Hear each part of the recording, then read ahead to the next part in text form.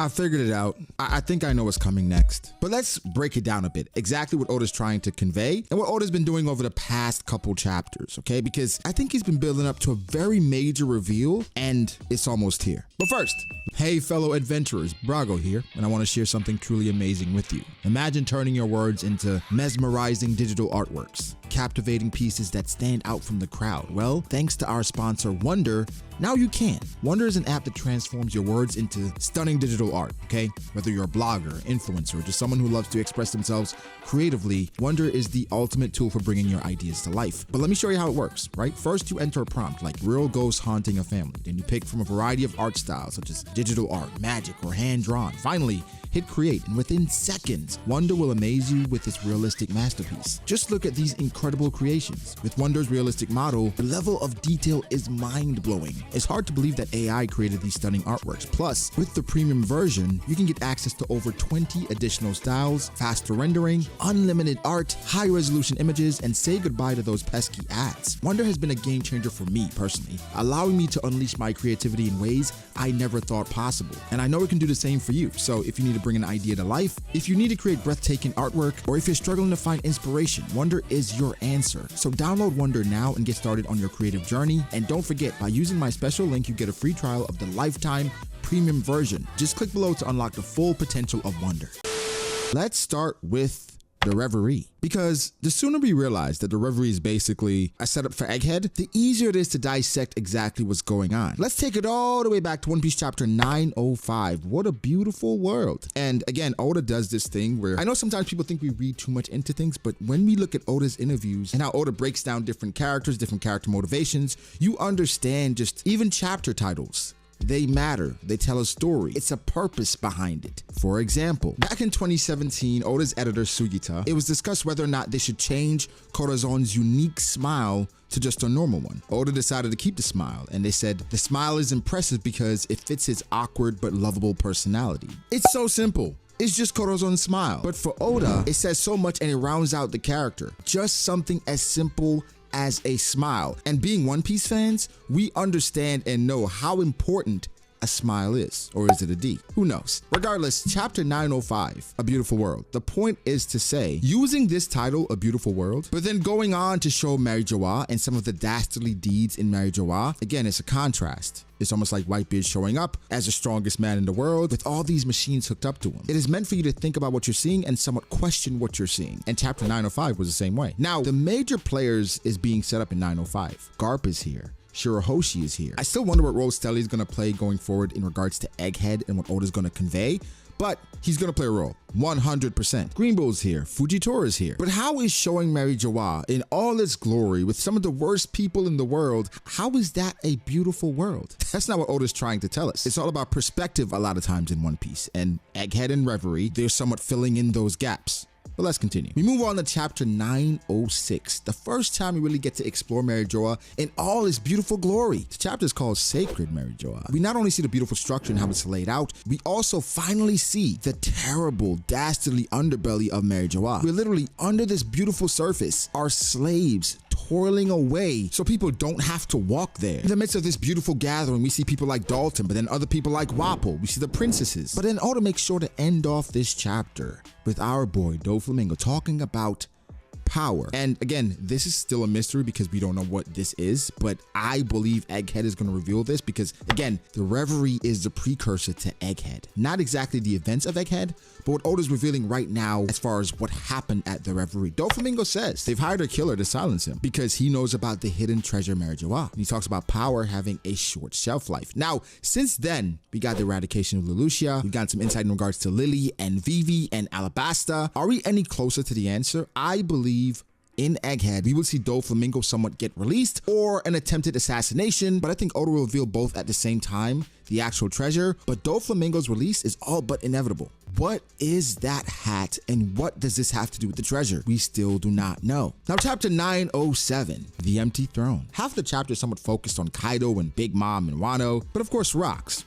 Rocks is a major part of this. And I thought it was a very interesting contrast where we talk about Rocks and what Whitebeard and Big Mom and Kaido have to do with everything, but then we talk about the empty throne and it's highlighted that there is no one king of the entire world. Now, why is that suspicious? Because we know Rocks, that was his entire goal. Did he accomplish it? Is that what Oda's trying to tell us here? I don't know. But here's the thing I want to highlight here. In chapter 907, they highlight the 20 weapons that guard the throne. They were placed by the 20 first people who created this world that we know of 800 years ago. But now we know the 20 kings, that was not the goal. 19 of them tried to create this world. Of course, 20 were credited with it, including Alabasta, but one denounced themselves and never returned to Alabasta. So of course, in all actuality, it continues the propaganda of things that's happened in the world 800 years ago. But of course, when I think of 800 years ago, I also think about none other than Toki. Could Toki have had some relation to Lily? Could Toki have met Lily at some point? Of course. There's no way to combine the two to know exactly just how closely they would have interacted, but Toki was specifically running from something, right? She said that to Oden, that she was running away from her duty, but she ended up exactly where she needed to be. What was your duty, Toki? I'm not saying Toki is Lily, but I think it's something interesting to highlight that Toki had a specific duty and she ran away from it. Let's brainstorm for a little bit. Let's say Toki is Lily, and Lily, the whole purpose was for her to ascend the throne and be the representative for Alabasta. She declined it, and because of that, she was hunted. Then, of course, we know in real time in Wano, she was hunted and she was about to run away again, and therefore she ran away, and that's how she ended up where Oden was. Now, I'm not saying Toki is Lily, but I've seen some discussions about that possibility, even though I disagree. Now, we continue. Chapter 907. This is when Shirahoshi's apprehended or attempted to be kidnapped the first time by, of course, none other than the durability King Charlos. This is not the time for it, but at some point we have to acknowledge Charlos and that he is one of the more durable characters we've ever seen. The main thing I wanted to get to in this chapter is towards the end, where of course Mo's guard manages to save Shirahoshi, and of course it's only quelled for a little while. The major thing in this chapter is towards the end, where a certain individual requested an audience with the Gorosei. This person is none other than Red Hair Shanks, and he goes and he says there's a pirate that he needs to talk to the Gorosei about. Now, it's been thrown around time and time and time again who this person is. Could be Blackbeard,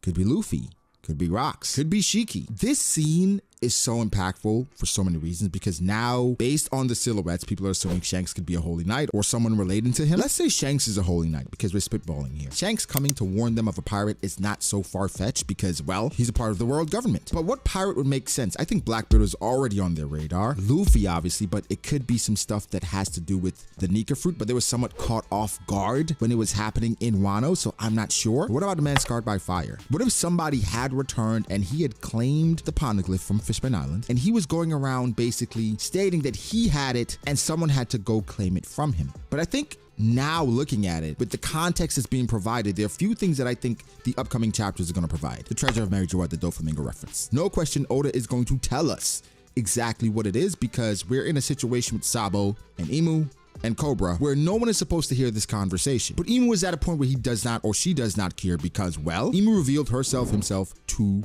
Cobra. Therefore, anything after this point is technically confidential information, but it doesn't matter because Cobra's gonna die. We're gonna find out about the national treasure. We're gonna find out as well about the pirate that Shanks was talking about. Shanks' true nature, Oda's going to tease that even more. But the more I read into the Reverie and Egghead, the more I feel like the pirate that makes the most sense is either Rocks, has returned in a different form, which could be Blackbeard. The man scarred by fire is someone that's that important that Shanks has to go to the Gorosei to warn them about, because he is a key cog in Luffy not becoming Pirate King. It's not about Shanks. It's not about the world government. It's about this person is that much of a threat that Shanks himself went to the Gorosei to warn them about this pirate. I do not think it's Blackbeard. I do not think it's Luffy.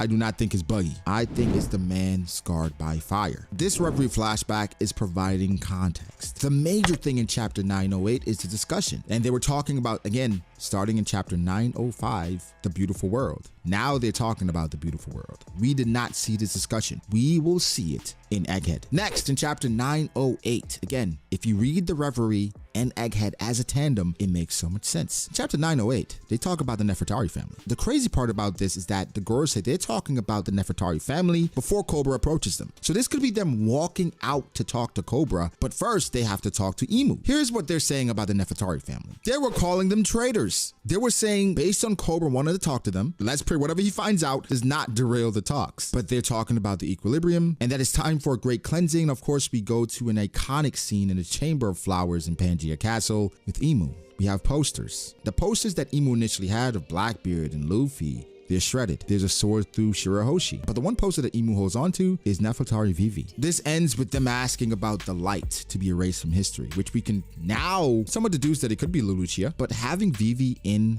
her hand, we're presuming, what's the meaning of that? One of the major theories that's being discussed now is that Imu is immortal, but Imu has to change bodies over time. But the first body that Imu took on was Nefertari Lili. And so changing bodies is not a crazy thing in One Piece. The OP no Mi somewhat used that soul exchange as almost a throwaway ability. So immortality, if you think that's a possibility, a soul exchange or body exchange, not crazy. Law did it in Punk Hazard. Now, for Imu, one of the popular theories that's going around is that Imu at this point needs a new body. And this is to mark the start of a great cleansing by changing the body from Nefertari Lili to Nefertari Vivi, because Vivi is actually the sovereign that Joy Boy was waiting for, not Luffy. Oda did not have as many major plans for Vivi initially. She was just supposed to be Miss All Sunday. So making Vivi this important, where she's actually the sovereign that they've been waiting for and not Luffy, I would love the twist.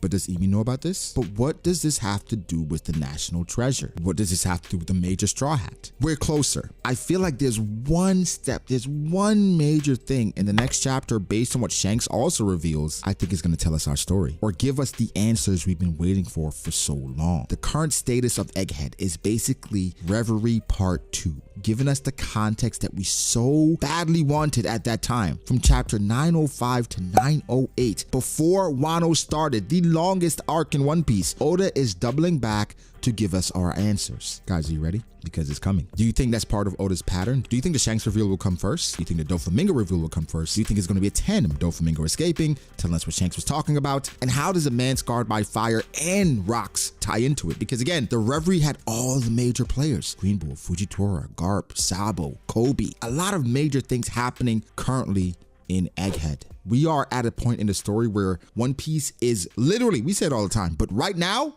literally peak. Thanks again to Wonder for sponsoring this video, and go check out the link below to start creating amazing art of your own. Like the video, subscribe. I'll catch you guys in the next one. Peace.